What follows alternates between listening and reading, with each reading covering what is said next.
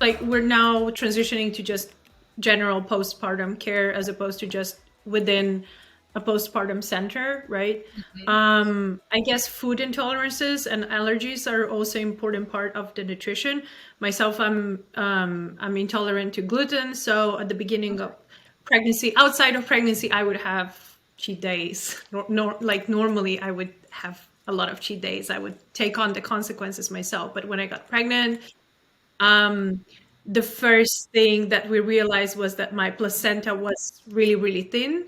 So one of the things was, you have to really clean up your diet and be really careful about food intolerances as well as, especially in women, I guess. The problem is that if you are intolerant to food that you are eating, then you are not also absorbing other nutrients as efficiently. So I guess it's the same after giving birth during the postpartum when you're trying to recover and provide, especially provide for your breast milk, I guess. Mhm. Yeah, so I mean, there's all kinds of if you do have some food intolerances, that's something definitely to take into account and be mindful of. Um, I would, if you have someone that you can work with on a meal plan to kind of help outline the best healing foods for you.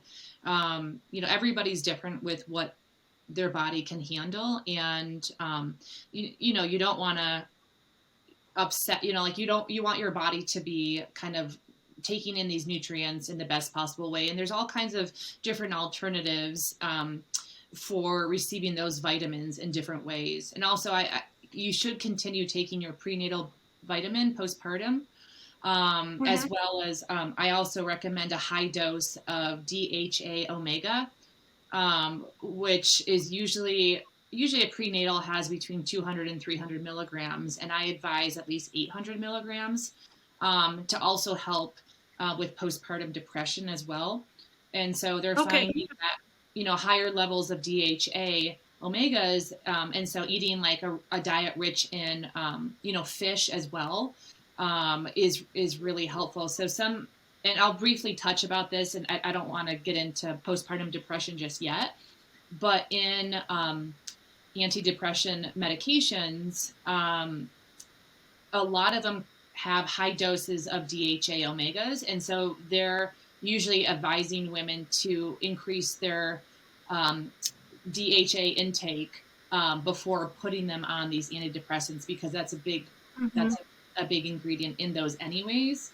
And so getting those, from a natural source, or even, just getting the little capsules.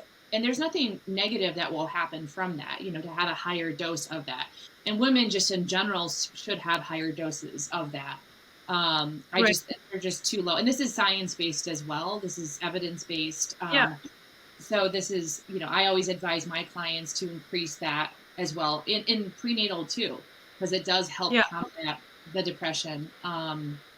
So yeah, nutrition's essential, and knowing, what your allergies are and how to supplement, those nutrients in other ways is really important. And, even working with a dietitian, or, someone has an extensive knowledge of the prenatal and postpartum nutrition is really important. And sharing that with family and friends, I think, is important too, because a lot of people want to help. And at least here in the United States, a very common dish after having a baby would be a gigantic lasagna brought to your door, and kind of like thinking about comfort Like foods. one pot things, right? Right, right. So like lasagna wouldn't be like my go-to to bring to a new mother. It would probably be like a chicken noodle soup, a salmon marinated dinner, stir-fried vegetables. And so, there's something here called a meal train. I'm not sure if they have it in Europe, but it's a calendar, and it's something that goes out to friends and family, and that's something a partner can work on. I don't recommend the mother to do it, and people just sign up on a calendar for meals. And if they're not cooks, you can say my favorite takeout restaurant is Bon Appetit down the street. So people just want to know. And you can say I'm following the fourth trimester food guidelines, and that's avoiding blah blah blah blah blah. Right. So that's a way to get your partner and friends and family involved, and also to help them with the kind of foods that will help you to heal better and get everyone's mindset kind of thinking of your recovery as well.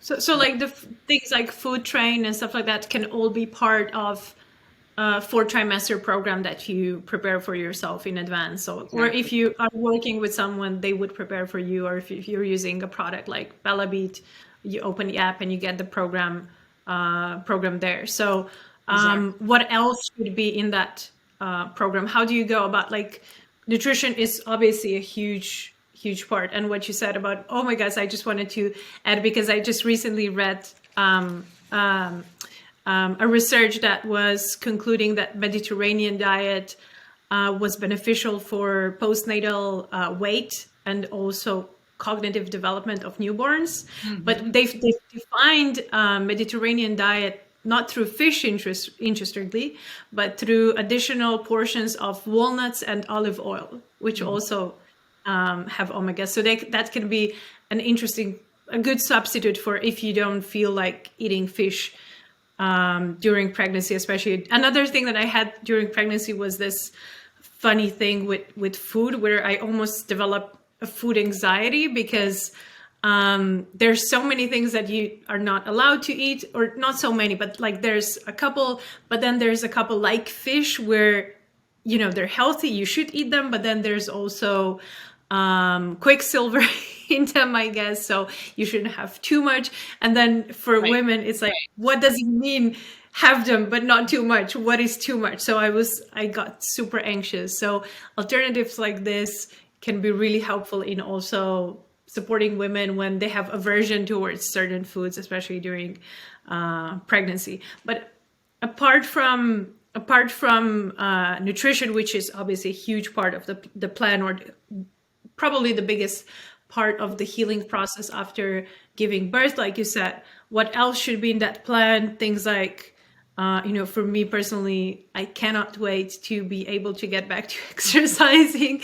It's something that I've always done before pregnancy, and now pregnancy really slowed me down, especially in the last couple of weeks, when now I'm on bed rest and will remain for the next 4 weeks or whatever, when I deliver the baby. So I cannot wait to get back into the exercise, because it's a huge part of me keeping healthy mentally.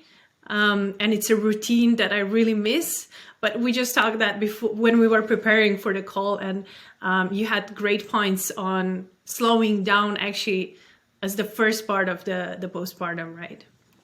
Exactly. Yeah. So that's really hard for women, is to take things slow, um, and and like I said, kind of like on the nutrition, things that maybe normally are healthy, such as a salad, and here on the postpartum end, normally exercise is like number one. Great, go for it. Um, so a huge part of the fourth trimester, the postpartum time, is rest. And if you think about what your body is going through, especially if you do have a cesarean or you have a traumatic birth, or just a vaginal delivery, your body is going through so much, and you may think, oh, I'm just sitting around right now on bed rest, but your body is on an internal journey with building this baby, with keeping you healthy. And so on the postpartum end, a lot of women feel like, I just can't sit still, I want to rest. I just remind them of the long-term goal. And usually I do the analogy of the tortoise and the hare in a race, and the hare is going to run quickly and get burned out, and the tortoise is going to take it slow and win the race and ultimately become stronger. And just think about internally, and then you're going to be producing a new substance, which is breast milk. And so that can burn between 300 to 700 calories a day just in that alone. So your body is working overtime. And then having, for you, a cesarean, potentially recovering from that, and recovering in a cesarean, they cut through 8 layers of tissue, not your abdominal muscles. So recovering from a major surgery, coming off medication with that, having your body adjust, and then And then there's your newborn, trying to feed your newborn. So while you may be kind of sitting and resting, your body is far from doing that. And I also share with if you were walking down the street after you had a baby and you had a giant gash on your arm and you were bleeding from your arm, people would stop you and say, "Oh my gosh, are you okay? Can I get you some help? Like Right. you're injured." Like, and so think about that, of what's going on internally. And so it's hard because going back to the fourth trimester term that only came about in 2002, and it was recently added to the dictionary, people don't see what you are going through. So you're going to Right. deliver your baby and you're going to still look beautiful, and have a smile, and they're going to say, wow, she looks great. But think about what's going on internally, and that analogy of, showing an injury from the outside of your body, and your Mhm. body is going to be in a war to heal. And so you need to be kind of the one helping your body to heal the best way possible. And by taking things slow, and that's where a lot of Eastern cultures and you know Southeast Asian cultures do an amazing job of that. Where And also South America, there's all kinds of terms. In South America, it's called La Cuarentina, which is a 40-day rest period. In Asia, it's referred to as the Golden Month, which is 30 days of rest. There's similar customs in India, in Japan, and so these cultures, and some of this is going back to, if a woman can heal the right way, in a healthy way, she's more likely to recover quicker and to have more children. And hundreds of years ago, that's important to a society to thrive. And so these cultures Mhm. have found that these are the best ways, which is setting a time and having the woman. And back in the day, it was going to your family home or your in-laws home, and that's where some of these postpartum recovery centers sprang up as a more modern version of that, to make it easier for women to heal. So that's the tradition, where a woman had a baby in Taiwan, China, Hong Kong, and they would go home and heal. And now they're finding that women like to go to these centers and heal, still honor the tradition, but to do it maybe not at your mother-in-law's house. Right. Um, so yeah, so it's these traditions are beautiful, and they're something that we can learn from, and they're all around the world. I mean, and then you look at the food. I'm German and Austrian and Polish, and you look at I look back at, when I meet with a client, I say, "What's your heritage?" And they'll say, "Oh, I'm." Um, whatever their heritage is. And I'd say, well, in that German tradition, for example, or a Polish tradition, it's soups and stews, and it's a meat stew with chunks of potatoes and carrots and celery, and it's a beef Interesting. broth that goes along with it, and or it's this amazing healing tea. And so a lot of, if you dig into it, a lot of these countries, and in Europe and in Asia, they have similar, South America, they have similar traditions with their food and their rest periods, and it's really beautiful. And so we can learn from that, and especially for me in the United States, I like to share this world view with people, because the way that we're doing it now, I don't think is the best way, with jumping back into life and going on Right. a diet after you have a baby. And not that that's what all the women in the United States are doing, but I think some of them think it's a badge of honor to, I can be at the gym the quickest. And I find women, especially where I live in Jackson Hole, there's a lot of really extreme athletes that live here. And I have seen some of them that jump too quickly into exercise. And, maybe they have some diastasis recti, which is abdominal separation, and that hasn't healed enough. And so they're out climbing a mountain within weeks of having a baby. And when your abdominal muscles are pushed out, and you start exercising in that form, or you're doing planks or crunches, which are no in the postpartum early phases, those abdominal muscles kind of stick out, and they become stronger when they're pushed out. So it's like the inner tube around a woman's stomach, and she can be really fit, but she has this protruding stomach because of Right. how her body has healed incorrectly and she didn't give it the time to rest. So, I always say keep in mind your body is going through something internally. Think about the analogy of a gash on your arm. People can't see what you're going through, and you really need, and especially, and then you're producing breast milk, and there's so much going on. And then, not to mention lack of sleep, and so it's this whole like snowball of things that are happening to your body. And rest is the most important thing at this time, and catching up on napping, because you're going to be feeding your baby every 2 to 3 hours, and if that's in the middle of the night, you're going to be getting limited sleep. So, and I also think, like, in your last trimester, a lot of women aren't sleeping very well, and that's Mother Nature's way of preparing you for being up at night. So it's not such a shocker. Sometimes it's a shocker to the Oh, so partner. it's that. That's why. So, partners are sleeping soundly perhaps through the night, and then they have more of a rude awakening, getting up every couple hours to, if you're introducing a bottle, and so their body's more at shock. Whereas for the mother, you're kind of easing into it now if you're not sleeping great. So it's not so scary to think about the lack of sleep, and yeah, so. So going slow will ultimately make you stronger in the long run, and healing the right ways and taking things slowly. And in my opinion, postpartum is more than 3 months after having your baby. I think once I was just about to ask that actually, because we're yeah. constantly talking about fourth trimester, which automatically puts it into a frame of 3 months. But how long is actually a postpartum? How long can it last? I guess, I 3 months is nothing after pushing out a whole right. human. I agree. It's very short on the radar of healing, and I think once you have a baby, you're forever postpartum. You're forever, Okay. not that you're forever always healing, but you're forever a different person. And, Right. it can take some women 6 months to balance out their hormones. Right now your hormones are slowly building 10 times over your pregnancy, and 24 hours after your birth, a lot of them crash. And and then some of them are crashing and they don't kind of come back in the middle until 26 weeks. And that's a long time.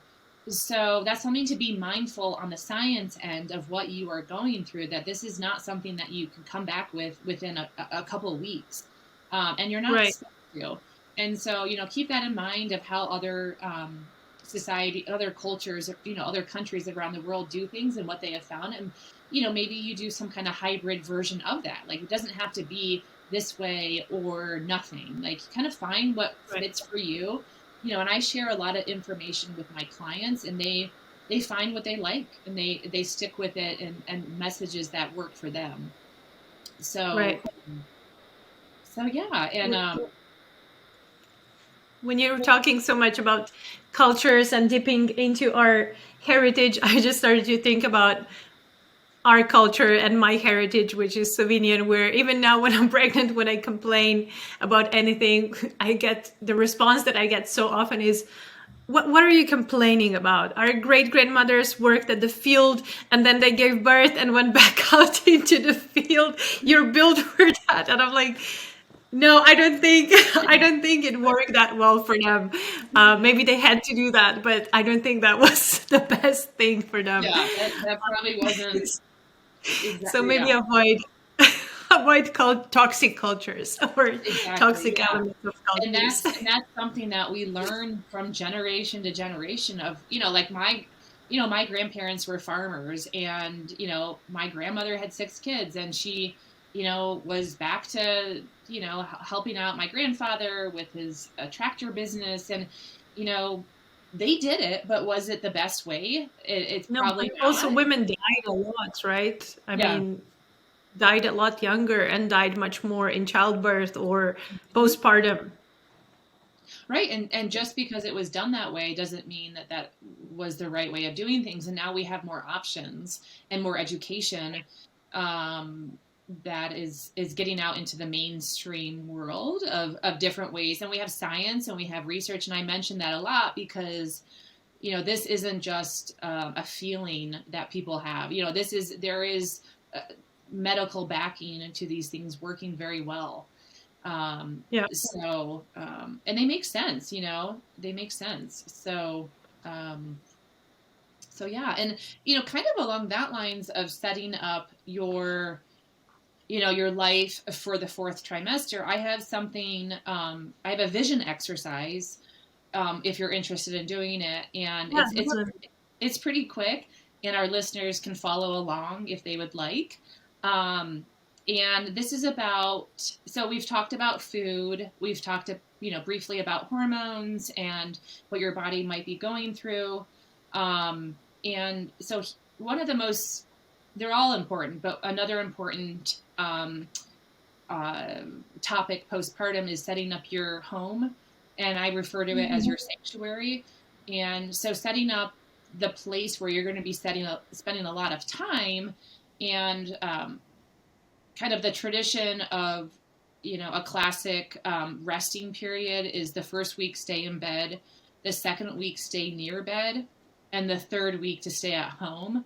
Now, I realize that's not feasible, but that's kind of something that I want our listeners to think about, as far as taking things slow.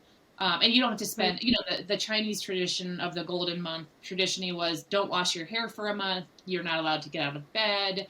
So like I said, that is not feasible, nor do some women not want to wash their hair for a month, but that's how intense some of these traditions are in promoting rest, and Right. that they thought that this was so critical that the woman just laid there and recovered.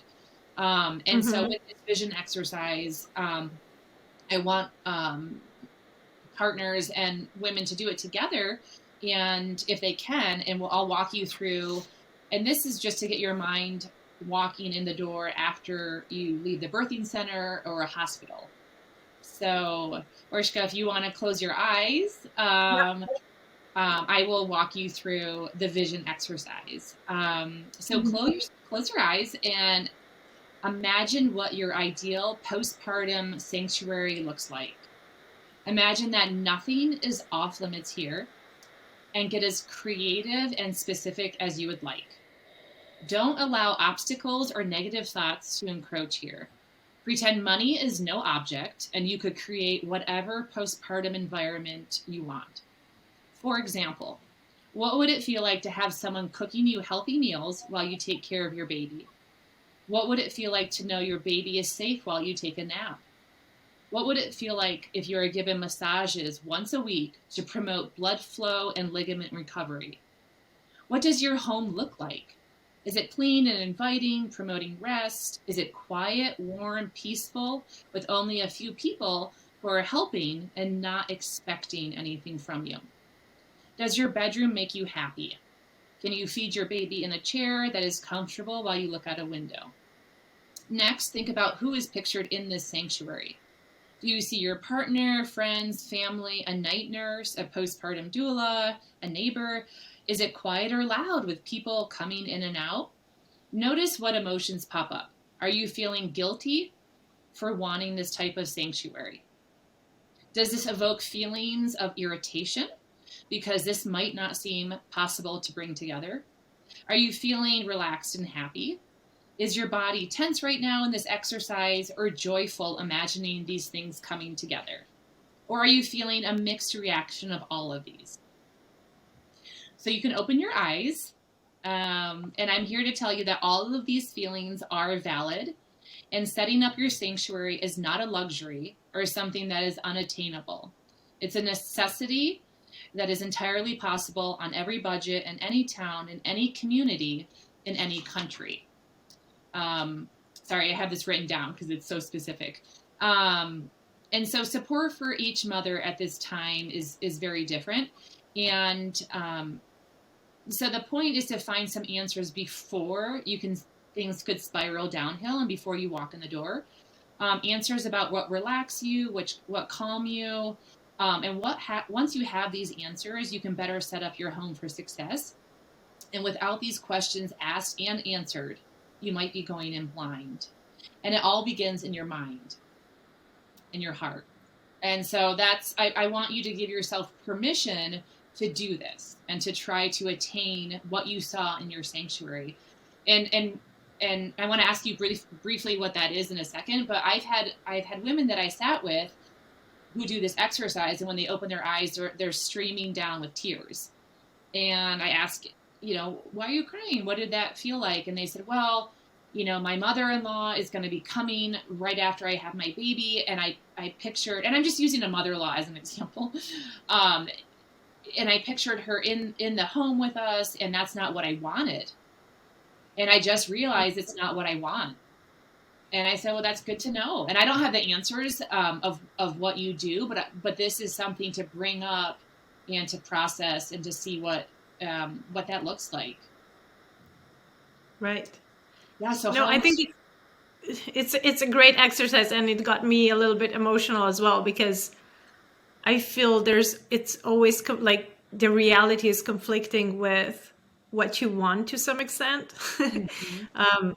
For me, it was imagining a perfect scenario of what I want, and then coming back to reality of what I think or know will actually get. And my situation is by far, it's not terrible whatsoever, but it's like, I don't know, maybe we put too much weight, or I don't know, maybe I framed this wrong, because we do have the right to put a lot of weight onto this experience. For some of us, it might be, the only time in our life that we give birth to a child. For some women, it might be more times, for some never. So it's definitely something that is special that you want to experience. And for me, when I imagine this sanctuary, the first, I would say the first 2 days or 3 days would be the most important, where I almost envision myself as being alone with the baby, because this is my natural reaction when there's something so important or something so new. I want to be alone, to be able to familiarize and to process my own emotions and, reactions and everything. And this is something that also a colleague at work was like, when I gave birth, you get this instinct, like a lion, like you want everybody to go away and you be alone with the baby, just to look at it and, like, become familiar with your own, child, your own offspring. It's so bizarre. I mean, bizarre in a way for Yes. somebody that is experiencing this for the first time. And then, everything else, like starting to heal, starting to set up the process, or everything is kind of like secondary, I would say. Hmm. Yeah, Right. that's great. I mean, to find those feelings of what brings you comfort. And, it sounds like having that one-on-one time bonding with your baby is what's in your heart. And to have that skin to skin and to have those private moments for you Yeah. is where your sanctuary is, like you said, in the first 2 to 3 days. And this is where, once again, planning and setting up your village of support is really important, and kind of communicating those wishes to those around you, and Yeah. of what you're looking Briefing for, them. and having your partner to help you accomplish that, as well, of your sanctuary. And so, a village of support, a tribe, some people call them, is really important to the fourth trimester of how you want to set up your recovery. So maybe you have, like we had talked about, people bringing you healthy meals. Orshka, you have a dog. Maybe it's setting up a dog walker. Yeah. Maybe it's having someone come in and clean once a week, to to keep your place, how you like it, and kind of lining up help in that realm, and not having to worry about. And people who have other kids. One of my biggest stressors when I had my son was my 2 year old. I was more worried about her than I was about my newborn. I was worried she was feeling unloved, she was left out. And so I set up friends and family who would take my daughter out. My son was born in the summer, so she had ice cream. She went to the pool for the day. She went to the playground. She had people focusing on her, and that helped me um, focus on my baby. And I knew she was out getting attention, and she wasn't just sitting in the house with us while I couldn't leave my newborn side. And so Right. thinking of ways what I always say is to take things off your plate right now versus putting them on. So think about your daily chores or errands, and how can you accomplish those with not lifting a finger. So maybe, Right. I don't know if they have this in Europe, but here in the United States, you can order groceries online and then they can be Right. Yeah. delivered. You can have someone who takes care of all of your errands. Some women aren't able to breastfeed. And maybe they have someone picking up formula for them. Maybe they have someone picking up, I don't know, laundry, maybe, all kinds of different errands that they have. Um, and lining up that tribe for help now is really important. Like I said, a dog walker, someone taking care of the family pet, and yeah, so that's really critical to setting up success. And then Yeah. also, looking at ways of healing and setting up appointments and, maybe, and this is very early on, but, setting up something down the road to look forward to. And not that this isn't a joyful time and you're looking forward to being in that moment. For me, I am a traveler, I'm a planner. I like to look forward to things. And so, when my son was born, I booked a babysitter 2 months out for my husband and Mhm. I, to go for a hike. I knew I'd be pretty healed by then. I love hiking. So that sounds kind of silly to do that, but that was on the calendar. I had that booked. I had a massage booked for myself, and, depending on people's budgets, people spend a lot of money setting up their nursery and buying things for the delivery and the baby. And I always, and how they want to do that is perfect and fine. But I try to have them be mindful of the postpartum. Don't forget about the postpartum time. And, Right. maybe you can hire a night nurse to be part of your tribe. And this night nurse can come in and you'll still have to feed your baby if you're going to breastfeed, but you feed your baby. This night nurse, right when you're done, the night nurse takes the baby, burps the baby, changes the baby, puts the baby back to sleep. Oh, wow. Now, they can be quite pricey, depending, but it's something, to add to setting up your village of support.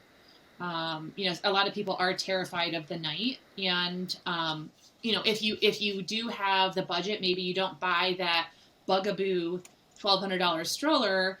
Maybe you take that $1,200 and you spend it on a night doula, Right. or a nutritionist, or you know what I mean. Like, so you can kind of allocate funds and try to think about what's going to be essential. And that's why, going back to this vision exercise of what you saw there, my sister recently had a baby and she hired a day doula to come in and cook for her. Her husband was on the road, so she also hired a night doula, and they didn't spend any money on the nursery. So that's kind of how they allocated the funds. Um, and so that's really important to setting up the tribe for your postpartum plan. And none of this And isn't it's not rocket science, but it is something that is not top of mind. And so I right. do like women to shift the thinking, which is hard to do because you're so excited to meet your baby, and you're so worried about Yeah. crossing that finish line. But I think it's more important to plan on the back end, Yeah. of because that's the rest of your life. The Exactly. start is a day or two, and this is your time at home when you are away from the medical facility, and now you're on your own in a way. Yeah. And I guess it requires quite some planning because after you give birth, you have a baby and things start to happen really, really fast. Like you cannot pause it. And then, you know, Exactly. um, all right. So, but taking a little step back from the long term postpartum, we actually skipped a really important part, and that is what happens immediately after the delivery, right? I guess it also depends on what kind of delivery you had, what was not just technically, but also what was your experience. Absolutely. And a lot of what I'll talk about next, and like you said, depending on the type of birth that you had, many of these things are going to be the same. And so the first thing, the number one thing, one of the most important things is the golden hour begins. So if you have a cesarean or you have a vaginal birth, this time is called the golden Right. hour. And the reason for that is because it's essential bonding between mother and baby. And so if you have a cesarean or if you have a vaginal birth, they will put the baby on you. And to have this skin to skin, the baby will be in a diaper with most likely a little blanket over the baby. And the baby will start kind of rooting around for the breast. And depending on the facility, this is also another question to ask for them, is how they approach feeding the baby for the first time. Some places will put the baby immediately on you. Some babies will allow the baby, and we call it rooting for the breast, and so they'll be on the stomach. And you will actually, this is fascinating to watch. There's videos online of this, and you can watch the baby actually scooting and smelling and looking for the breast, and they find it on their own. Right. It really like makes me cry. It's so beautiful. And so this is the golden hour, and this hour is respected across all different medical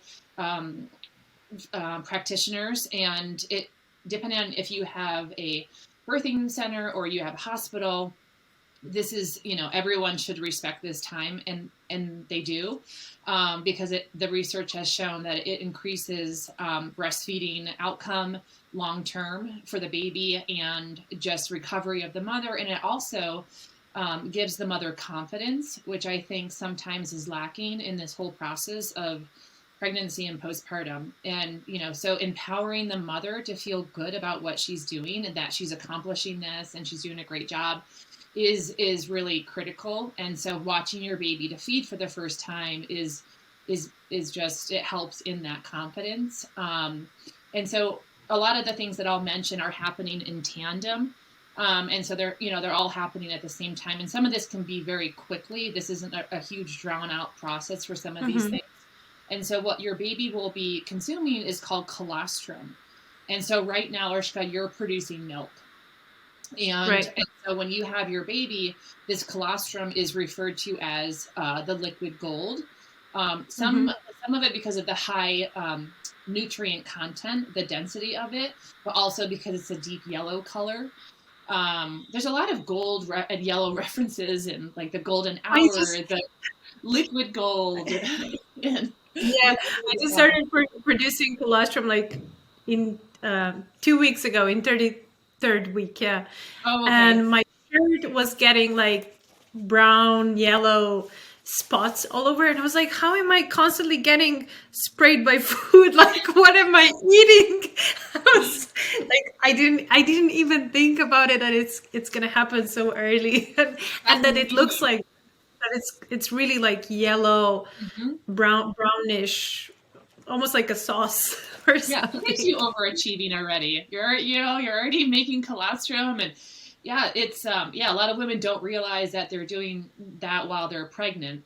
And so the purpose of this colostrum and for your baby to ingest this, and I am mindful that some women, have complications with breastfeeding, and sometimes there's other avenues that come up, and I want to be mindful of that and to let other women know that sometimes it's not easy to do. And so just, however you can feed your baby, what I like, and a lot of lactation consultants say is a fed baby is the best baby, no matter how. And so that's all that, that's a critical thing to remember. But the purpose of having this colostrum in the baby nursing is it helps to eliminate the meconium, which is the black poop buildup in the womb. And so when your baby poops this out, it helps to reduce jaundice. And so that's really important in your baby feeding. And then also happening at this time, they will be cutting the cord and banking the cord blood. And so if the Academy, the American Academy of Pediatrics, and I'm assuming over in Europe as well, delaying cord cutting for 30 to 60 seconds allows for extra blood to flow from the placenta to the baby, which lowers the risk of iron deficiency anemia. And so delaying that, and 30 seconds will go by like this. And so, this is happening as you're feeding your baby. Well, and then also there's still a little bit more pushing that has to happen with the placenta delivery. Mm-hmm. And depending on the type of birth and facility that you are in, if you're having a vaginal birth, you'll have to do more pushing, and that could be nurses pushing on your womb. It might feel very uncomfortable if you have an unmedicated birth, like heavy cramping. Um, and then also, if you have any tearing at this time, the tearing will be repaired. Um, and if you're having more of a birth at a birthing facility, the placenta can come out anywhere from 30 minutes to an hour later. If you're in a hospital, a lot of times they give you a shot in your leg to speed that up.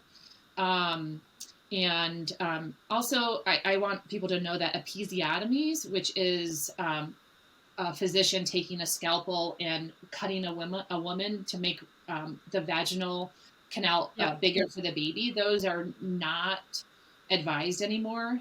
And so those are only in 1 to 5% of births. They find that when they do an episiotomy, there's more chance of infection. So when they do an episiotomy, there's more complications with that. So they recommend a woman to tear naturally. And then if they have to do any repair, this will be happening at this time. Um, so the placenta delivery is also at this time where someone would be taking that for the encapsulation or processing of the placenta. Also, something called an APGAR assessment happens at this time. And this happens at 1 in 5 minutes of birth. And it's evaluating how well your baby is doing transitioning from the womb to the world. And they Mm-hmm. measure heart rate, reflexes, appearance, breathing, and activity. And if your baby is thriving in those. Also, what happens are eye drops and to prevent infection, and vitamin K to help with blood clotting. So they'll get a little injection. And Mm-hmm. then security of your baby happens at this time too, where they either put something like an ankle bracelet on your baby. I've seen it with my son. They put a little, it looks like the size of a box of matches, and they clip it onto the umbilical cord Okay. for security reasons for the baby. So that's also happening in tandem. Um, and then you go back to your room. So there's a lot of commotion that happens, and then also if you're not able to do skin to skin with your baby, I recommend that your partner, if your partner Yeah. is there in the delivery room, and if not, waiting outside the delivery, able to do skin to skin if you can't. Oh yeah. And so I recommend, so for your partner to be wearing a button down shirt. And so he could Mm-hmm. easily unbutton that and put the baby on the chest. Whereas if he's got a t-shirt on, he's like taking his shirt off. So just having an open, so I recommend a shirt that can be Yeah. unbuttoned, and he can put the baby right there. That's And so, nice because I was actually just thinking about that today because just before we started to record, I had my so here we have this state provided maternity or parenthood classes for both partners, and they were just talking about the golden hour, and I was like, if I'm having a C-section, I might opt in actually for general anesthesia. I don't know yet, but it might be that I might opt in for that. And then I was like, what happens with the golden hour? Can my partner actually take the baby and do the skin to skin contact? Obviously, he cannot start breastfeeding, but does it at least have that oxycodone forming effect with the baby or so forth? absolutely. I mean, I think involving the partner is, something that's very critical to think about on the forend. And I'm glad that you brought that up, because sometimes partners feel disregarded in the whole process. And so in that golden hour, I mean, it's important to have your baby feed on the colostrum at this time, but also like and the baby's stomach is going to be so tiny, the size of a marble at this time. So your baby won't be able to eat a lot. So maybe when your baby's done eating, your partner can hold the baby and feel that connection, which is so Right. important. And, partners don't, sometimes they kind of take a step back. They don't feel like they have a big role, but involving them in everything with the preparation of the home, to maybe setting up some of these things that we talked about with creating your village. Maybe your partner can take on communicating with the family, and so announcing the birth of your baby can come from them on a however, a mass text chain, through email, phone calls. So the partner kind of taking that on. The partner, maybe is going to be taking some photos of the baby after the baby's born, and Right. maybe with some feeding depending on when a bottle is introduced. I usually recommend, unless it's medically advised, to not introduce a bottle for about 3 to 4 weeks and before 3 months, because then that's after Mm-hmm. 3 months when habits start to form. So having a partner introduce a bottle can be really it can be a great role for them to have. And when you're feeding in the middle of the night and you're done feeding, your partner can take the baby, birth the baby, change the baby's diaper, have the baby kind of sleep on the chest. And so those are huge roles, and allowing you to maybe go back to sleep, um, because 1 in 7 women experience postpartum depression, and also Right. 1 in 10 partners experience that. So Interesting. it's really mindful to communicate and to check in with each other to see how you're doing, because one partner will stay quiet, um, who didn't have the baby, and Yeah. because you went through everything. You had the delivery. There's a lot going on with your body healing, so they don't want to burden you with how they're feeling. And then Right. maybe maybe you stay silent on some things because you know that your partner has been running around all over town and taking care of other things within the household. And so so just to be very open and communicating and reviewing your birth story is really important at this time, because like, for example, when I had my son and he was breech and I had a C-section, there was like a curtain over me where they were having the surgery, from in my abdomen. Right. And my husband was watching that, and he saw my son coming um, out of my stomach with the feet first, and they were kind of corkscrewing him like this to get him out because he was stuck. And then for me, I was just laying here in this blanketed area, not knowing what was going on. And so when we reviewed Yeah. our birth story together, he had a lot of feelings to process with seeing that, and I had a lot of feelings processing. And there's no answer. It's just sharing and talking. And Right. so so there's a lot of things that what, and your partner best and where they thrive. And so keeping them involved, and maybe there's something that I haven't suggested that your partner wants to take on or would like to focus on with the baby, and they can, and talking about that now is really important, instead of like fire drilling after the baby comes. um, Yeah. and kind of touching on the depression side of Yeah. things, many women experience something called the baby blues, where this is usually a few days postpartum, and it could be mood swings, crying, irritation, loneliness, sadness, restlessness, anxiousness. And this is all very common. And kind of the treatment recommendations for that are talking and more talking, support groups, social support, Mm-hmm. um, a medical intervention isn't usually needed at that time. But if you have these feelings that are lasting more than 4 weeks, 3 to 4 weeks, and go Right. into months, it's most likely postpartum depression. And postpartum depression usually has a lot of the similar look of baby blues, um, but more lack of interest in your baby, or lack of interest in taking care of yourself. Um, Postpartum depression usually inhibits daily functioning. An example would Right. be maybe not wanting to get out of bed, um, and still feeling helplessness, loneliness, anxiousness, but more intense. And then there's other perinatal mood disorders, such as bipolar disorder, postpartum psychosis, post-traumatic stress disorder. Um, these are less common, but they still occur in new mothers. So, for women to be mindful of this, and with the postpartum depression, the treatments usually for those are talking, consultation with your OBGYN or a therapist, mental health professional, counselor, and most likely it would be antidepressants. But this is where some of the DHA, the higher levels of fish oil, can help.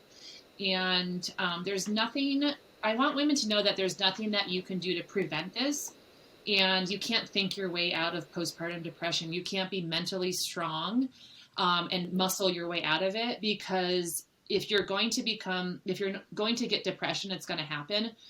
So I want women to know that there's nothing that you have done wrong that this occurs. Right. And there is strong scientific research that shows that there's a combination of factors such as genetic, hormonal, environmental factors that contribute to this. So when we talked about your hormone levels increasing over pregnancy and crashing, and some of them not balancing out, there is a real science to these levels of estrogen and progesterone, the highest that they'll ever be in your life. And so, having these things balance out slowly, or some can take, like I mentioned before, 26 weeks. There are higher risk factors, such as if a woman has had depression before or during pregnancy, mental problems earlier, limited social support if you're living alone, if there's relationship conflicts that are happening. Also, the number of children. The more children that you have, the higher risk you have of developing depression. Also, the age during your pregnancy. There's a higher risk in younger mothers. Marginalized women, lower income, and teens have high rates, as much as 60%. Right. And doubts as a good mother. And so that's why empowering women and giving them the confidence that they are doing a good job. Even if they're doing beautifully with breastfeeding, I still encourage them to check with a lactation consultant on how they're doing, and just to get that confidence coming from maybe a third party other than a family member. Feeling like you're not in your body. Maybe you feel less attractive at this time. You have lack of free time. And more severe symptoms are thoughts of suicide or worthlessness. So I do like to touch on those, because I think it's something that gets brushed over. And I'm not a doctor, so I don't want to tell women this is what you should do for a treatment. So you should talk about it with people who are specifically trained in this. But connecting with other new moms, people in your neighborhood, the community around you, having that sense of creating your village really does go a long way. Mindfulness, yoga, meditations, they're all shown to reduce stress, and also be an outlet for mothers who you can connect with. I mean, you could meet somebody on the street who is so different from you, but if you guys have gone through a birth at the same time, you could be lifelong friends, because you went through something, such a life-altering event. And so connecting with other mothers there, I mean, that's why you see with people who have, who go through other things, such as maybe they have addiction issues, and some of the treatments are group therapy, because you sit in a room with somebody, let's say they have substance abuse issues or something, but you go to like an AA meeting and you sit in a room with somebody, for example, like you're there together. And so going through something such as childbirth with women, who are strangers, but you have gone through this together is so critical. And to having that, and maybe that's not in your wheelhouse before you had children, would be talking with strangers, but it's certainly something to try. And if you can't do it in person, there's organizations like Postpartum Support International, the Leche League, that find ways to bring women together virtually. Right.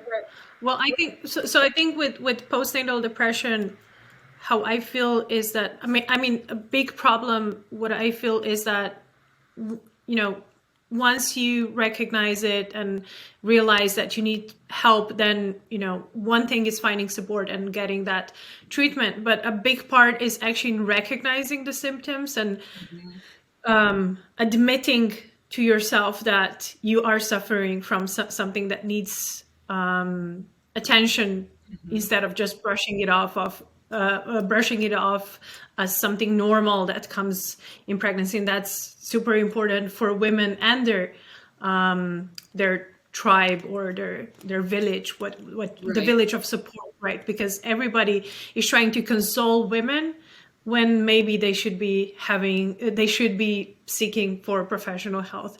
And I think in that sense, I know from my mother, who's a perinatologist, there's online questionnaires. They're really short, actually, questionnaires. There's a couple of questions that you answer, and then you can get results that show you whether you have to contact a Amazing. professional or not. And I think that would be super important for women to know that this is out there. And then another thing that I wish we would talk more, or that we would have more access, is research that, because like you said, it all comes down to, I mean, often it comes down to hormones and, hormonal levels, or hormones trying to get back into the normal pattern of then us having cycle and so forth. The connection between actually our menstrual cycles and pregnancy and then postpartum, because what I've also heard from professional psychologists is as well that women who do suffer from stronger symptoms during PMS are more likely to develop also pregnancy or postnatal depression. So I think Wow. things like that, we don't even know about things like that, and I think they're not researched in depth as much as they should. And the result of that is that we don't talk about enough about it, that women don't know where to find resources.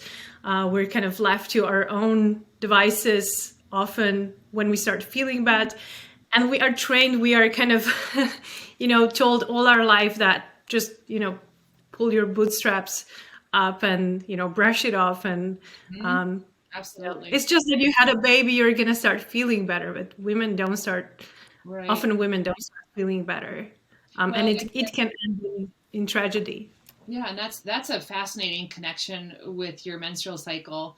Um, yeah, that makes sense. And kind of going back to the signs of postpartum depression, this is something that you can talk about with your partner, and Mhm. to talk about the differences between the baby blues and postpartum depression, and talking about that now, they can keep an eye out for you.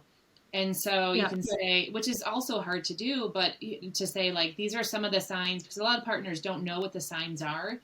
And Right. these are the signs. And so going back to how you can involve your partner, this is another layer of, hey, these are the signs. I want you to keep a lookout for it when you're with me. I will be open to your feedback, if you Yeah. think that I need to get help. And also, you mentioned that you can look online and do a questionnaire.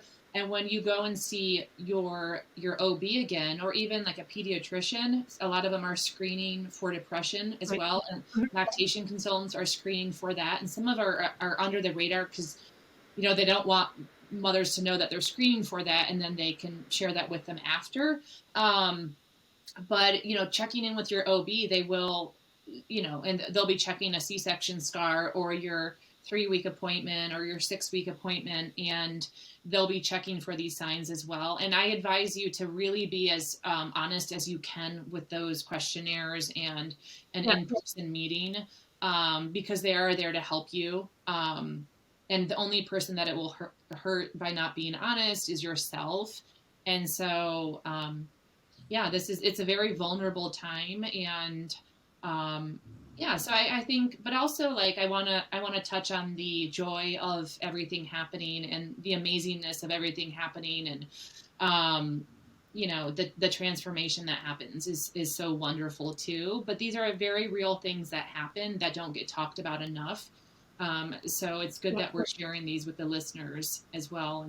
And also, to let listeners know that if you do suffer from postpartum depression, it's not going to go away. It won't Hmm. just disappear one morning when you wake up. So Yeah. that's something to think about. So if you know secretly that you're suffering from it, you're not going to get better without treatment. Yeah. And the good thing Again, is, like, I sorry, was just, that analogy about the open gash, it's no different, right? mm-hmm. It's Yeah. no So, different as treating a wound. yeah, exactly. And the good thing about treating depression is that a very, very high percentage, I want to say like 95% of it is treatable. So these are temporary things that are happening to you. And so keeping that in mind beforehand, and let's say someone listening does experience postpartum depression, you have a very, very high percentage of it being cured, and that it's just temporary, unless you have some other things like the psychosis, which are also very much able to be managed. So it's in your best interest to kind of try to stay on top of those earlier, so you can kind of treat it earlier. Yeah.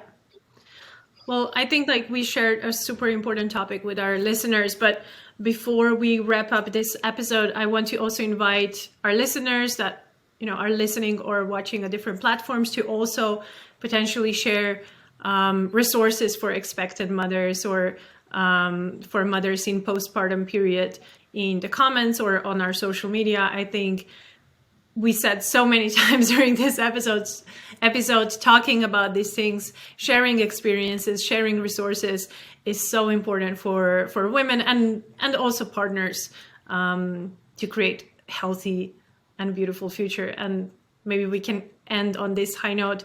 I know that you already have 2 children. I'm very much looking forward to becoming a new mom, and I think it's only beautiful things can happen from here on, but just keeping an eye on ourselves in this process is important as well, because it will benefit not just for ourselves in long term, but also for our children, our families, and the future of, like you said before, society. Exactly.